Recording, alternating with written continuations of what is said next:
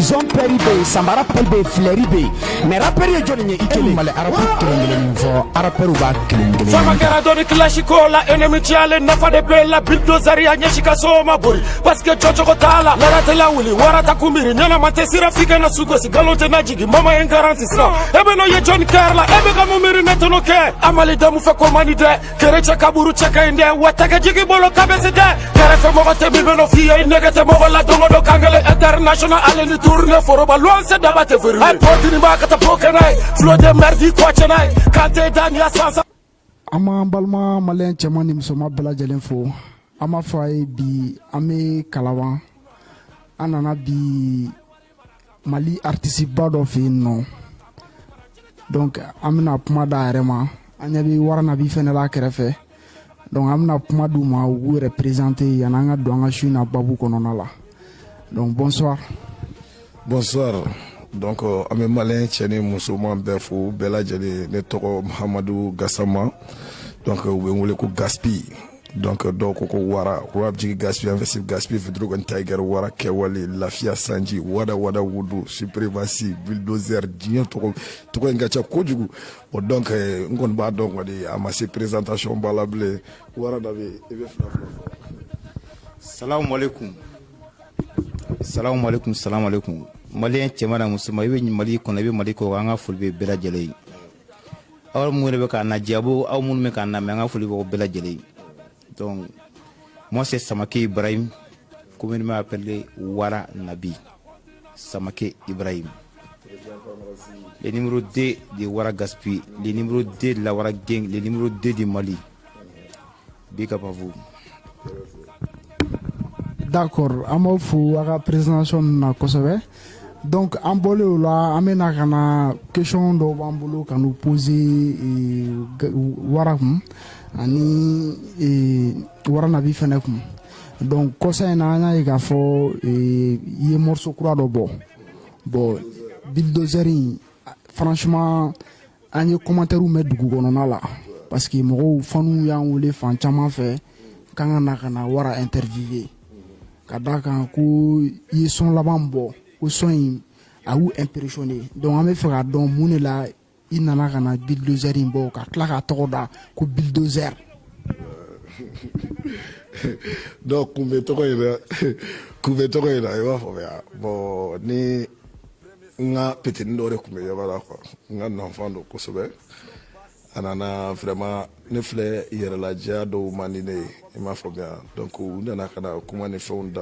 je fais toutes ces 3 années là donc menga album bo mettra menga concert que donc 26 mars là un concert a marché à chaque fois d'un concert que là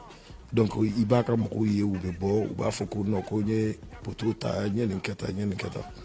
bon donc on est donc flâner ailleurs la dia man ne Kosobe quoi il m'a fait bien donc on était hier la dia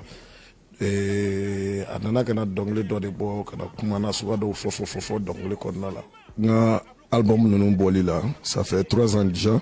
donc vous mettez album ni fait non bla chaque année mais album double chaque année mais album double mais ta a fait un stade du 26 mars là voilà ça un album fait ka quoi dédicacé quoi bon donc nana kanto là chaque fois que ni 26 mars ta nga yorobe fa nga fanu be joie fembe mais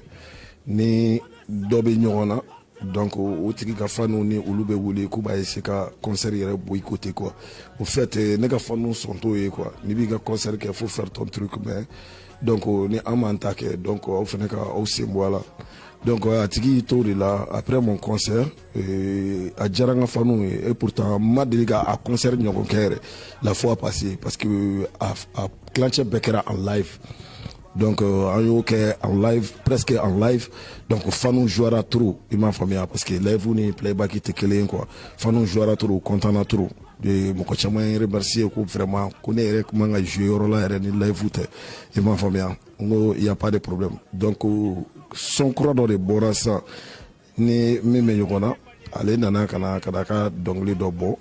wala sa ka essayer donc abika chromatique ni kuma do ni fando fo c'est que galono ma kono quoi mais ani chien boleno donc o yera la diamant ne Kosobe donc ngo problème ta la mina ijabi a tomate me quoi i m'a faamuya donc bulldozer ye nan'o de kama bon bulldozer ye conscience kuma ninnu minnu fɔ a bɛ mɔgɔ caman bila ka baara kɛ fɛn bɛ mɔgɔ caman bila ka baara kɛ i m'a faamuya parce que caman bɛ fɛn dɔw yira i m'a faamuya caman bɛ fɛn dɔw yira hinɛtɔya ko ninnu ni fɛn ninnu na ka dɔw ni barika dɔw créer image la jamais ne tɛ n servir o image la i bɛ kɛ ne fɛ n ka taa la n bɛ dɔnkili mun da n bɛ force de frappe mun d'i ma ne bɛ kabako mun kɛ dɔnkili kan ne tɛ ka dɔnkili da dɔ ne bɛ dɔnkili da de ka rappeur ninnu ja tigɛ quoi i dalen so kɔnɔ n'i y'a lamɛn i b'a dɔn i kan ka dɔ fara baara kan i m'a faamuya sinon bɛɛ b'a dɔn dɔw ko ni fɛn ninnu a ma se ne ka kumaw la ne ye bientôt 32 ans ne ba bɛ se ka bɔ a kalama ko ne bɛ cigarette min mais diɲɛ kɔnɔ ne ba ma deli ka cigarette ye ne da la ne bɛ Mali dɔn depuis Ala ka ne da ne ma deli ka n ba publier Mali réseaux sociaux kan parce que ne b'a dɔn maliyɛn dɔ kariyalen don ka da fɛn dɔ fɔ bon ne dun b'a dɔn n bɛ kaso k'a kun kaso i m'a faamuya bon donc olu idée ninnu fɛn ninnu na quoi c'est que n nana ni bulldozer ye kun mun kama cɛni kelen tɛ jatigɛ don dara kana jamana in na yuguba dɔɔni parce que u famana fɛn dɔ ma barisa m'a dɔn ni ne fɛnɛ tɛ ko in tɛ taa ɲɛ quoi i m'a faamuya voilà mais ne ni fɛn tɛ k'a kɔnɔ c'est que an bɛ taga carte sur table n bɛ prévu de yirila dɔrɔn dɔnkili kɔnɔna la donc i yɛrɛ b'a choix quoi n kan ka min fara n ka baara kan diɲɛ kɔnɔ bulldozer dar'o de kama frérot Wara Nabi yɛrɛ bɛ yan donc an bɛna kuma di Wara Nabi yɛrɛ ma i bɛ se ka mun fɔ Wara yɛrɛ ka nin kuma ninnu kɔfɛla la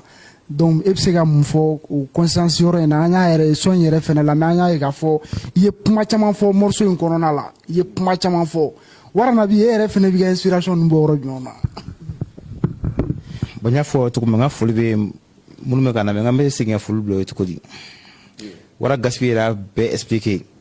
bulldozer yɛrɛ kɔnɔna la conscience c'est un arabe conscient ne mɔ ci b'a kɔnɔ conscience b'a la quoi. Parce que Mali en fait Mali la bi la non. Gaspi c'est l'image du Mali. En fait de nos bi. C'est l'image du Mali. Donc ne mi reba kɛrɛfɛ ne yɛrɛ ka son ne ka intro yɛrɛ lamɛn ni nga dongli. Donc il faut que voilà. Tu vois. Donc Kaira ou la dron, c'est-à-dire la famille est sacrée. La famille est très très sacrée. N'ame dongli da an ka ɲɔgɔn gosi an ka ɲɔgɔn foriki mais mun ye fa ye ba ye mansaw la famille est très très sacrée muso y'a kɛ tan den y'a kɛ tan dɛ o bɛɛ ye ko wɛrɛ ye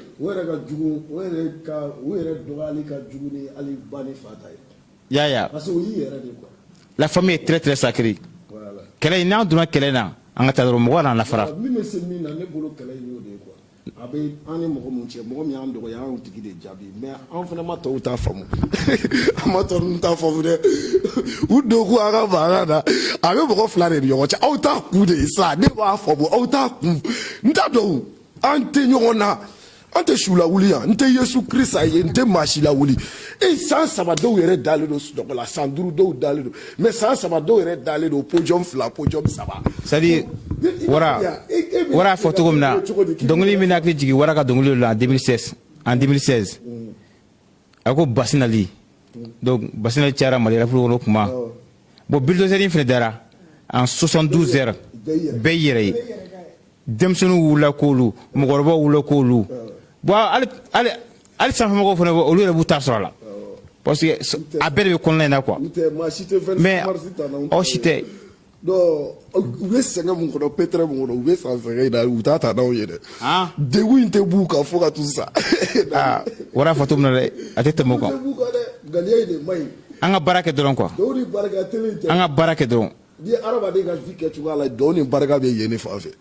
ni adamaden ka vie kɛcogoya la nous on veut que la stabilité mais bon c'est 18 fois maintenant voilà on sport c'est 16 fois alors c'est que congrès on sport fa chef là voilà ne ko dɔnkili kɔnɔ ko stade omsoro 16 a den parce que waati dɔ kɛra Mali kɔnɔ an kun bɛ wuli an bɛ taa stade omsoro an ka ɲɔgɔn sɔrɔ sini yɔrɔ kun bɛ fa plus kun t'an ni mɔgɔ cɛ tuguni quoi on n'a pas besoin des réseaux sociaux des médias il suffit que an kun ka fɔ ngo an ka ɲɔgɔn sɔrɔ sini donc an bɛ ɲɔgɔn sɔrɔ an bɛ taa fa comme d'habitude yaya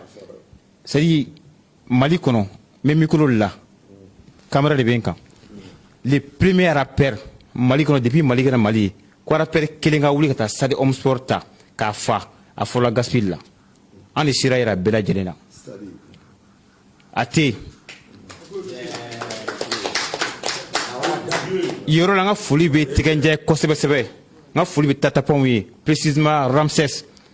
u tile kɛ u kan ka bonya u stade Omsport ta u kan ka bonya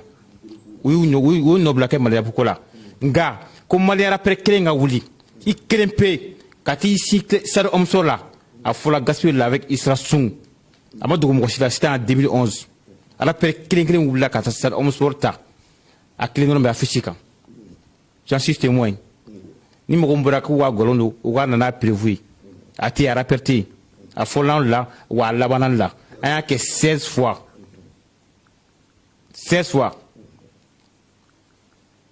Sugunukura kun y'an ta ye sisan an yɛlɛmara an mago bɛ record min na sisan an bɛ deli la dɛ a tɛ bila an b'a kan tuguni an mago bɛ record kelen dɔrɔn la stade 20 mars record kelen dɔrɔn la wa an ka karamɔgɔkɛ ye an ka foli bɛ kosɛbɛ y'a banni an fɛ k'ale de ka record bati stade 20 mars la wa ale tɛ fufu de dɛ o de y'an ka objectif ye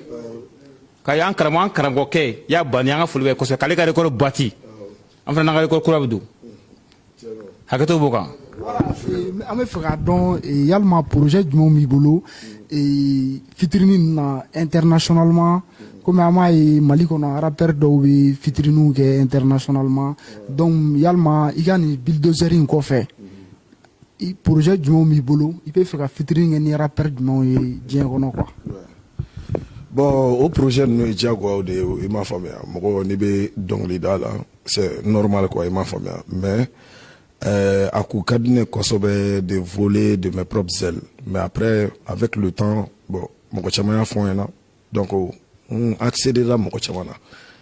an ye ko caman sigi sen kan i m'a faamuya bon n b'a sira kan i m'a faamuya n tɛ se k'a fɔ ko a bɛ kɛ bi ou bien a bɛ kɛ sini mais vraiment sisan kɔni n convainculen don a la n kan k'a kɛ parce que a demandeli kɛra n na i m'a faamuya sinon o tɛ ne ka objectif ye i m'a faamuya ne ka objectif yɛrɛ ye min ye dɔrɔn k'a yira dɔrɔn ne quoi ni an bɛ san 12nan de kɔnɔ sisan ni ne tɛ taga o ne y'o kuma de fɔ maliyɛnw ɲɛna san o san dɔ de bɛna fɔ quoi san o san cɛ wara bɛ taa wara dɛsɛra dɛ ta o de bɛ fɔ dɔnkili la u bɛ tila k'a ye cogo di farapu kura san o san cɛ wara ye de kɛ tan wara de kɛ tan u b'a ye cogo di farapu kura mais nin ko kɔni nin kɛra ala ko ye ten donc ne yɛrɛ bolo sisan maliyɛn bɛ mun fɛ ni maliyɛn mɔgɔ ye tellement k'i mɛnna sanfɛ tellement que i dawula ni fɛnw ka bon cogo dɔw la i ye hɛrɛ nasuguya dɔw sɔrɔ a ka di maliyɛn k'i lajigin de diyagoya quoi mali de la quoi maliyɛn bɛ maliyɛn na motiver ka karisa kogoya karisa ye k'a sɔrɔ a t'a tigi sɔn dɔn quoi o bɛ kɛ mali jamana dɔrɔn de kɔnɔ k'i sigi gɛrɛla ka jama la motiver ka karisa kogoya karisa ye o bɛ kɛ mali dɔrɔn de la i m'a faamuya u t'i sɔn da u t'i ka ko foyi dɔn mais an kɔni an bɛ ala bolo don o don hɛrɛ lafiya dɛ si sinon i cɛ b'a yɛrɛ i tɛ ka wɔsi n fɛ yan dɛ a tɛ ka wɔsi baasi donc wara an y'a ye fɛnɛ bulldozer kɔfɛ uradu 12 ko mobili dira an y'a ye réseau sanfɛ a kumaw cayara 12 o fɛnɛ kɔfɛ tuguni an tilara k'a ye tuguni ko baroni Gambi ko fɛnɛ ye caman d'i ma donc an bɛ fɛ i k'i da don yɔrɔnin ninnu na ka dɔɔni ɲɛfɔ quoi. Ouais, non, tan fila ni sola i b'a ko 2 fois 6 ne yɛrɛ o bɛɛ bila sa n y'a kɛ midi de 12h pile ura tɔgɔ kura de ko 12h pile n kini mɔ heure quoi c'est que a sera tile b'a cɛmancɛ la quoi ura ma ye ko Basiri Dabe k'a ni ce b'a ɲɛfɔ tout et tout mais vraiment ne ma deli ka mobili demande a fɛ bon a don su yɛrɛ ne yɛrɛ choquera an kun bɛ Nabi muso ka mobili de la donc an kun bɛ ka bouger ka na jama bleu fanfɛla ɲama ninnu fɛ k'a bɛna le ci dɔ la i m'a faamuya donc après o y'a sɔrɔ Siriki kan ka n'a fɛ yen a ko Siriki ma ko Siriki ka n'a sɔrɔ k'a bɛ ci dɔ la quoi i m'a faamuya k'a bɛ ci dɔ la donc a ye yen yɔrɔ ɲɛfɔ in fɔ Siriki ɲɛna mais o y'a sɔrɔ ne ni Nabi ni Zilo an bɛ baro la ne yɛrɛ sigilen don ɲɛfɛ wura bɛ kɔfɛ ale ni zilo bɛ kɛrɛfɛ nabi bɛ ka mobili boli quoi donc an bɛ ka na directement wura bɛ ka kuma ninnu minnu fɔ ne ye mun fɛngɛ tan parce que a b'a dɔn ne ma deli ka wulu fɛn na suguya ninnu f'a ɲɛna diɲɛ kɔnɔ quoi donc ne ka initiative tɛ k'a fɔ wura ɲɛna k'a ka mobili diyan i m'a faamuya mais an to sira la dɔrɔn a ko voilà ko yanni dɔ k'an k'an gare an y'an gare wura jiginna dɔrɔn ko voilà ko gaspille ko nin mobili in dɛ ko n ye nin de sa i ye i m'a faamuya bon jusqu'à présent ne ni wura ma ɲɔgɔn ye k'a fɔ ko k'a fo quoi terre à terre tan quoi i m'a faamuya parce que après a tilala ka voyager donc ne ma se ka sigi ka a fo tan quoi tête en tête la quoi mais tellement que a ye ne choqué donc ne yɛrɛ ye n ta kɛ joie ni fɛn ninnu ni critique la ta ninnu ye donc voilà ni ye n ban mobili la tile damadɔni n tɛ fɛ ka don a kɔnɔ n ko ŋaniya ma ɲi cɛ bɛ siran maliyɛn yɛrɛ ko a bɛ taa mobili in ko maraka la fɔlɔ sinon ŋaniya ma ɲi donc ŋaniya a bɛ batterie charger i b'a faamuya ko donc a bɛ taa mobili in ko an bɛ ko dɔ kɛ quoi i m'a faamuya vraiment n ma sɔn n siranna yɛrɛ dɛ kulonkɛ n siranna yɛrɛ i m'a faamuya mais après n tilala k'a fɔ n ko cɛ c'est la vie ce qui va se passer tu vois n ko il y a pas de problème n ka continuer mais n ka foli bɛ wura ye kosɛbɛ donc après ça baroni tɛmɛtɔ gɛrɛ na donc ne ye baroni wele o y'a sɔrɔ a tun t'a dɔn ko ne sigilen don quoi n terikɛ ka bureau da la i m'a faamuya an bɛ to ka sigi yen golf kɔnɔna la donc ne y'a wele n ko i tɛmɛna ne de la sisan k'o kɛ k'a bɛ ci kɛ sisan k'a segin tɔ k'a bɛ na donc a seginna ka na après a ko bɔn ko a bɛ geste kɛ ye n ka mobili ko ni fɛn ninnu ko non ko vraiment ko wura ye ko ɲɛnama kɛ a ye wura fo ka ɲɛ i m'a faamuya donc an b'u bɛɛ lajɛlen fo an ka mɔgɔw de o tɛ bi ye i b'a fɔ kan da fila mun na o tɛ ni maa cɛ n'a ye min fɔ ye an y'o fɔ ye wara la bi foroba kuma ni fɛn ninnu i kɛ cogo dɔn dɛ donc Gase yɛrɛ y'a fɔ cogo min na an bɛ wura 12-12 fo kosɛbɛ Basiri Dambele wura 12-12 donc mɔgɔ min don a kan ka fo c'est quelqu'un an bɛ taa fɛ an bɛ baro kɛ a ka muso b'an bonya kosɛbɛ kosɛbɛ la reine 12-12 reine 12-12 bɛ bonya min d'an kan wura 12 yɛrɛ t'o bonya d'an kan an mago fɛn o fɛn na muso mara min na a b'a accueillir ka ɲɛ très bien donc Gase yɛrɛ y'a fɔ cogo min na an tora baro la ten salon kɔnɔna la an bɛ ne muso ka mobili la a ko k'an ka jigin k'an ka taa ci la n ko wula n ko n bɛ mobili misɛnnin dɔ la dɛ a ko ko fɛn t'a la wara nabi k'an ka taa an donna ten mobili kɔnɔ fara an fɛ i tilen fara an fɛ i tilen fo ka na se pariki na i jɔ yan a ko wara nabi n ye nin sa i ka cɛ ye n ko han ko an ye ɲɔgɔn dɔn voli kɔnɔ mɔgɔ m'a yira ɲɔgɔn na an ye ɲɔgɔn dɔn voli kɔnɔ donc o don ni bi cɛ a ye bonya min d'a kan an ka to ɲɔgɔn bolo ten est-ce que tu vois a yɛrɛ ye dakun saba ne yɛrɛ ni a ɲɔgɔn cɛ n tɛ girin k'o fɔ yan fɛnɛ quoi non ne tɛ fɛn fɔ a ye dakun yɛrɛ saba ne ni ɲɔgɔn cɛ parce que maliyɛn ka kuma ka cɛ quoi wara na b'i ka cɛ VOT sɔrɔ i ka cɛ VOT sɔrɔ n ko ne min fɔ maliyɛnw ɲɛna n ko Gase arrangeur wɛrɛ sɔrɔ yan ka 3 ans k'a bolo a mɔgɔ ma de k'a y'a falan na ne de b'a ta n bɛ taa n ka ciw k'a la n bɛ taa n ka sisa min yɔrɔ na n bɛ taa n ka yɔrɔ dumaniw na ni mobili tiɲɛna n tɛ k'a dilan n tɛ carburant k'a la n bɛna tiɲɛ ne jɔ ten n ka fɛn a tɔ b'a yɛrɛ bolo yen bon VOT kɔni o fana bɛ ten de o bon comme VOT c'est arani ministre de don VOT tɛ bɔ don o don c'est 2 fois par semaine conseil b'a bolo mercredi don a b'a ka mercredi su a bɛ conseil b'a bolo mercredi quoi bon dimanche fɛ a bɛ mɔgɔ de sɔn quoi VOT bɛ bɔ don fila de mercredi ani dimanche mercredi fɛ a bɛ taa ka conseil la ni conseil banna dimanche fɛ a bɛ taa résolve la parce que VOT yɛrɛ Mali kɔnɔ arani ministre de don hali jamana ɲɛmaa VOT de kɔnɔ wa VOT bɛ VOT de bɛ ne parce que a bɛ mɔgɔ caman ye ko VOT bɛ bɛɛ bolo dɔw ta ye paradon la ni cruiser de an ta de V8 wa an ta yen tɛ V8 n'importe quel V8 dɛ V12-12 V12-12 fais gaffe V12-12 tan fila a banna ne bɔra kuma kɔnɔ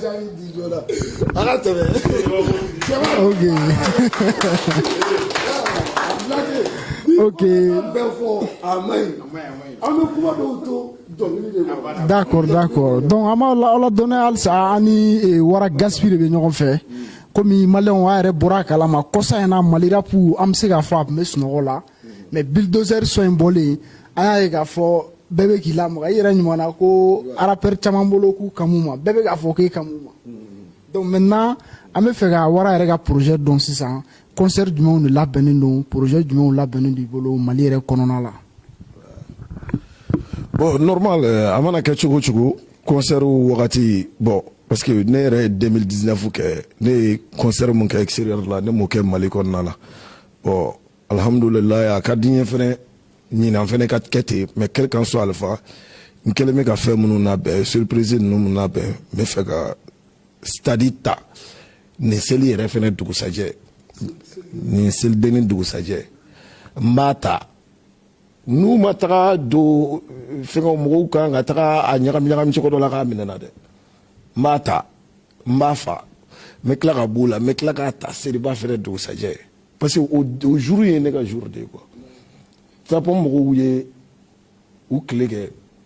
u b'u ka concert kɛ selidenw fɛ mais ne de nana ka na ni seli dugusajɛ ye donc f'an ka to k'o yɔrɔ ninnu fɔ quoi i b'a dɔn kalama an kan ka kɛ américains ɲɔgɔnna de ye quoi a kɛlen b'a fɔ ni denmisɛnnin kuranin dɔ wulila États-Unis n'a tigi nana vogue la tout et tout mais américain den t'i sigilen to k'a fɔ quoi k'u bɛ o tigi ni u ka Jay-Z ninnu comparer quoi i m'a fɔ ma ou bien Snoop Dogg ninnu ni fɛn ninnu quoi i m'a fɔ ma olu ye mane i kan k'olu respecter de quoi bonya dɔ de don quoi parce que olu y'aw ladon ka se niveau dɔ de ma quoi ani ka réussir a kɔnɔna la quoi mais malin de b'i baw ma donc an kan ka kɛ États-Unis de sa mɔgɔ kan ka bonya i ka titre de fɛ i b'i si kɛ dɔnkilida la titre t'i bolo mais i b'olu de mɛn mɔgɔw dabali la quoi donc c'est pas sérieux quoi normalement kabako de kan ka d'u kan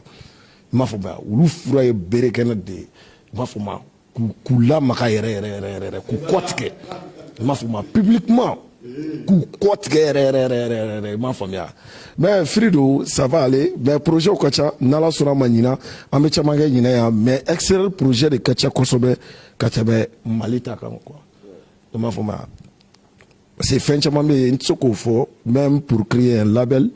i m'a faamuya o label ko ni fɛn ninnu na donc an ka fɛn dɔw papier ko dɔw ma ɲɛnabɔ hali bi n'i ye Mali rap lajɛ hali sisan i bɛ caman ye u bɛ fɛnw bila olu mago bɛ vue na suguya dɔ de la u yɛrɛ ka compte ni fɛn ninnu kan mais u t'a dɔn quoi olu ka wari bɛ jigin cogo min na u ka wari u b'a sɔrɔ cogo di ka ni réseaux sociaux bɛɛ sɔrɔ diɲɛ kɔnɔ mais u t'a dɔn u b'u ka wari u b'u ka rap u ye dɔnkili min da a nafa u b'a sɔrɔ cogo min na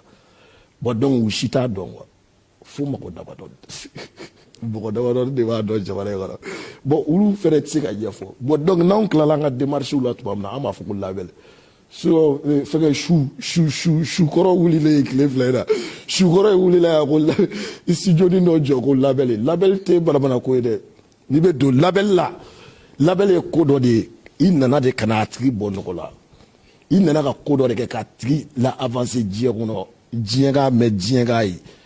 e ba bɛ label kɛrɛ k'a sɔrɔ i yɛrɛ tɛ hali voyage fila sɔrɔ kɔ kan dɔnkilida la dafa kɔni tɛ di ko duuru la mɔgɔw se cɛ bali ye mɔgɔw sɛgɛn dɛ donc Gaspi ka kuma kɔnɔ n bɛ profiter parce que a bɔra kuma dɔ fɔ sisan monument légende mun kan ka bonya États-Unis ani mun kan ka bonya Mali kɔnɔ o bɛ yen parce que ne yɛrɛ bɛ ka ŋununu kuma caman mɛn quoi c'est à dire il faut que Malien rappeurs bɛɛ k'a bila u kunna an ka liste ma jan quoi mɔgɔ minnu b'an ka liste la a ma jan la nouvelle génération ne b'u bonya trop ne b'u lamɛn ne b'u bonya mais u k'a bila u kunna k'a fɔ halisa u ka baara kɛ quoi parce que ne ka intro kelen bɛ olu ka mixtape complet ma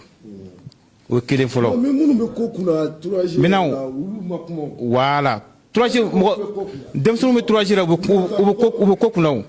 c'est moi ma liste a falen ninnu quoi mais an ka classe fɛnɛ ka fisa ni fɛn dɔ ye effectivement parce que an bɛ ɲɔgɔn classe bɛɛ ni dɔnkili bɛɛ diɲɛlatigɛ dɔnkili bɛɛ bɛnna n bɛ dɔrɔgu ta denmisɛnninw k'u ɲɛsin ɲɔgɔn ma quoi kati n bɛ profiter n bɛ conseil di denmisɛnninw ma quoi n bɛ conseil di denmisɛnninw ma wajulukɛlaw ma ɲɔgɔn to yen dɛ politiciens ma ɲɔgɔn to yen aw ɲɛsin ɲɔgɔn ma aw kana siran ɲɔgɔn ɲɛ a ye ɲɔgɔn gosi an b'a dɔn de la min bɛ se ni min ye a ye ɲɔgɔn gosi an b'a bɔ ɲɔgɔn na a ye ɲɔgɔn gosi min t'a fɔ cogo ka di ni min ta ye an b'o dɔn quoi ni mun t'a diyara an b'o fɔ a ye ɲɔgɔn gosi aw kana siran ɲɔgɔn ɲɛ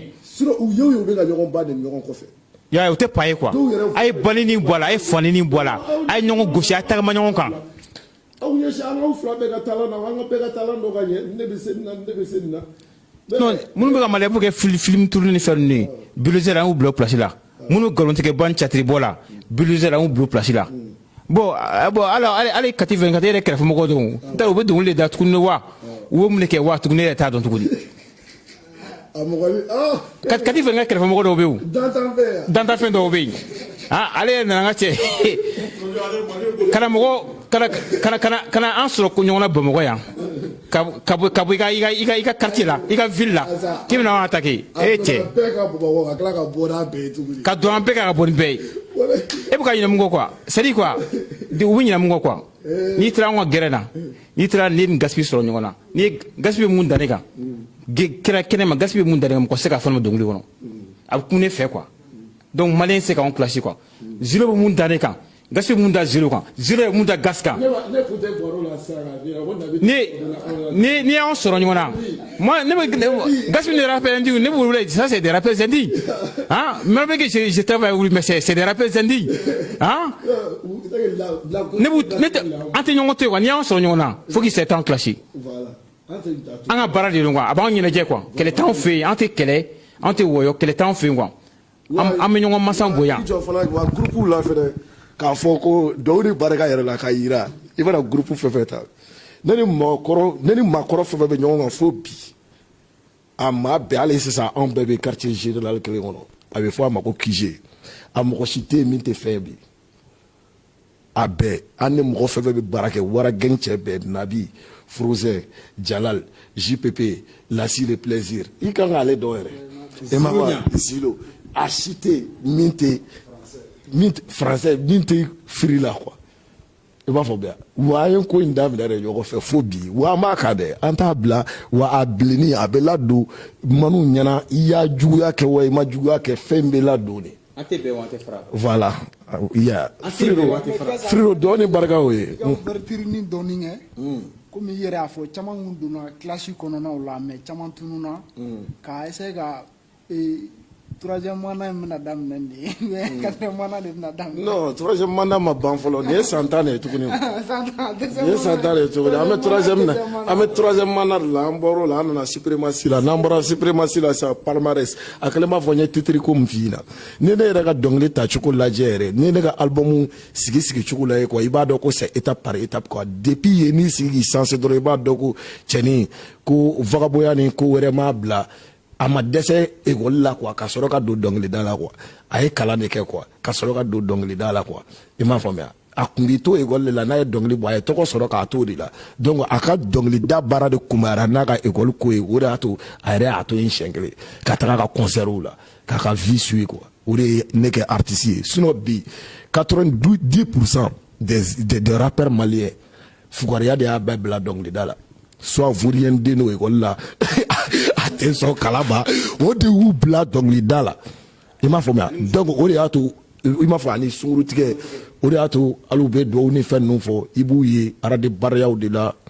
bar ni fɛn ninnu ni make ni fɛn ninnu kɔnɔna la ka sanga bouteille sara nin kɛ tan u tɛ se k'a ɲɛ sɔrɔ quoi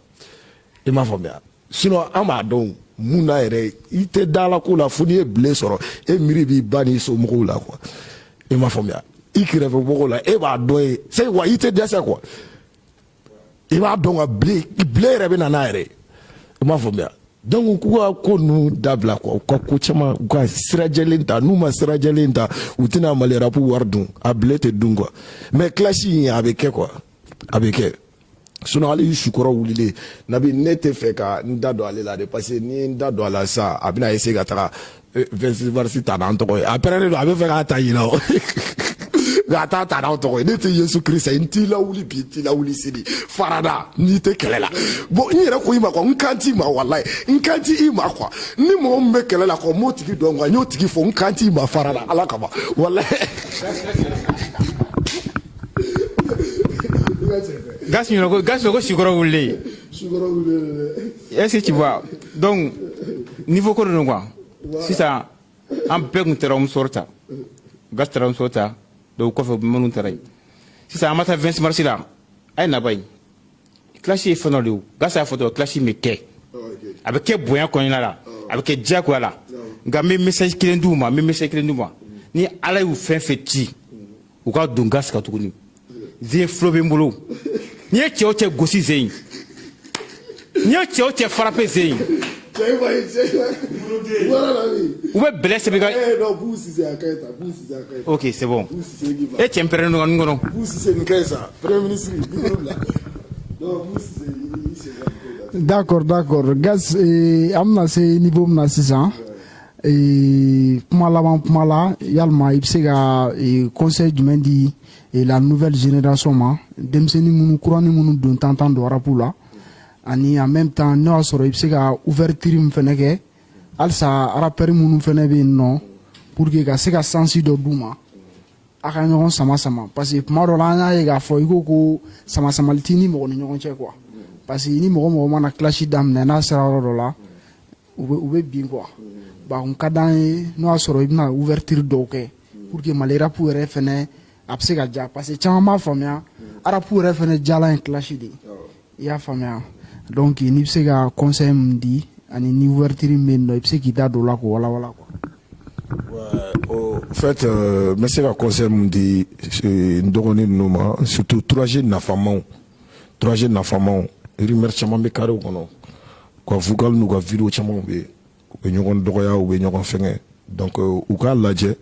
u ka olu nɛni ninnu u k'olu le bɔ yen i m'a faamuya ni talent b'i la i ka talent exploiter i b'i ka talent exploiter cogo di aw ni mɔgɔ min ye concurrent ye aw ka ɲɔgɔn banni dabila kɛrɛfɛla ninnu na aw kana o studio kelen kɔnɔna la dusukasi min b'aw kɔnɔ aw k'a ɲɛfɔ micro la sans insulte i b'a yira karisa nin de y'i ka faute ye karisa nin de y'i ka faute ye karisa nin de y'i ka faute ye. I m'a faamuya o de clash yo bon donc olu fɛnɛ b'a yira aw la aw de fɛnɛ ka faute ni aw de fɛnɛ ka faute a laban na bɛɛ t'i ni sɔn dilan i b'i sɔn dilan dɛ n'i sɔn bɛ fɔ don o don i b'a essayer k'o yɔrɔ éviter ou bien so hali bulldozer kɔnɔna la n ye fɛnnin dɔw fɔ a bɛ i cɛ dɔ burakɛ a bɛ Burama Kuyate bila ka koni dɔ kɛ tile 2 in na koyi e bolo k'a t'a débrouiller k'o koni sigi sen kan a b'o koni kɛ dɛ i b'a faamuya donc i bɛ kumani dɔ don mɔgɔ kulo la a yɛrɛ b'a yɛrɛ dilan quoi ala kama ko tɛ quoi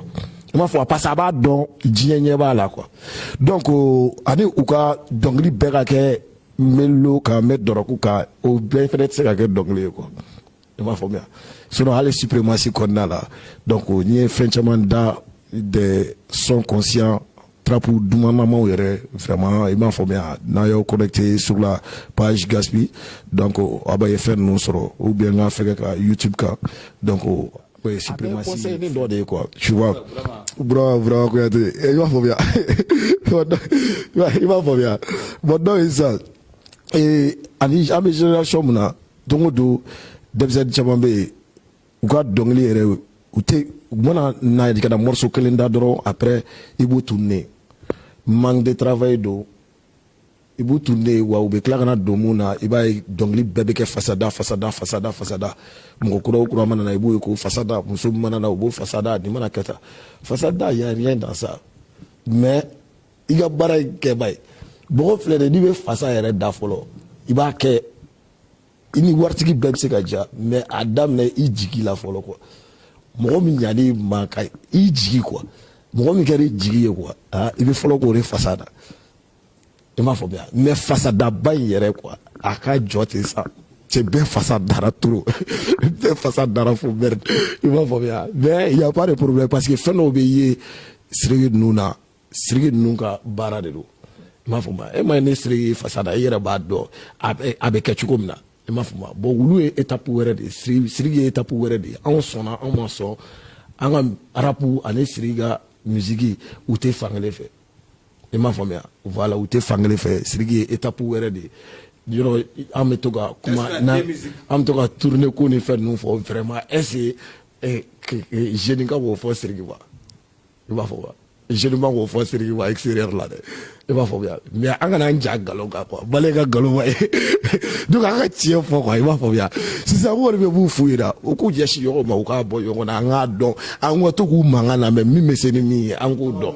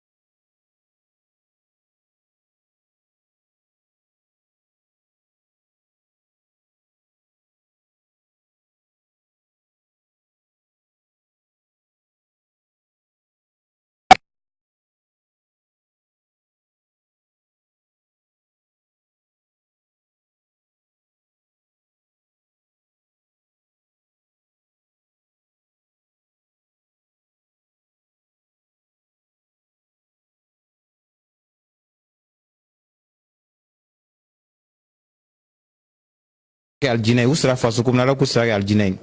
donc o message de kun ne bolo k'a fɔ 3G o ye k'a fɔ maliyɛn bɛɛ lajɛlen y'a bi hɛrɛ la finitugu dɔrɔn don i kɛra policier o i kɛra gendarme o sapeur pompier o maliyɛn kan ka finitigi fan bɛɛ bonya n'i kɔni ye faso fini mɔgɔ la ko n'i ye faso fini ko mali la dɔ la walayi maliyɛn kan ka bonya o foli de kun bɛ ne bɛ ka fɔ maliyɛnw ye donc an bɔra kuma kɔnɔ assalamu alaikum